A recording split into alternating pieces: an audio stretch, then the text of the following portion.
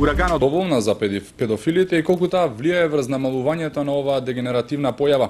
По вистинскиот наплив на педофилија и мноштвото злоупотреби на деца реагираше и детската амбасада Меѓаши. Експертите по кривично право потврдуваат, постои основ и можност за доживотен затвор за педофилите. Доживотен затвор за педофилот Јове Костадиновски од Штип.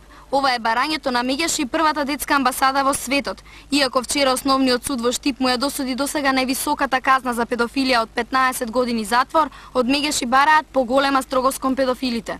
Сметаме дека јавниот обвинител треба да вложи жалба на оваа судска одлука од основниот суд во Штип, иако е таа највисока, не соодветствува спрема стореното дело. Имено ова е трето дело кое Јове Костадиновски го има сторено. 23 дена во заложништво, сексуално свирепо малтретирање на малолетно дете 13 години е блага оваа казна. Експертите сметаат дека оваа пресуда е добар пример кој треба да ги охрабри судиите построго да казнуваат за вакви дела.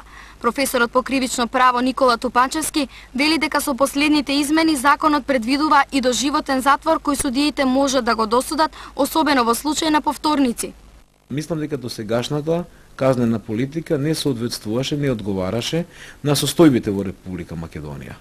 Законодавецот го кажа своето, сега се наред судиите. Така што, значи, станува збор за поддржување на тезата, идејата и на невладината организација Меѓаши, кои што на некој начин го третира овој проблем, да се изрекуваат повисоки казни во кои што влегува дури и до животниот затвор.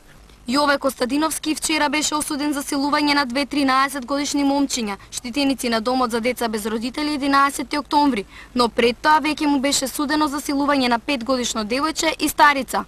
Од Меѓаши велат дека ваквите случаи се непоправливи и како пример за казнување ги наведуваат Норвешка, Данска и Соединетите Американски држави, каде поставувањето на специјални локатори, хемиската кастрација и доживотните затворски казни за педофилите се долгогодишна судска пракса.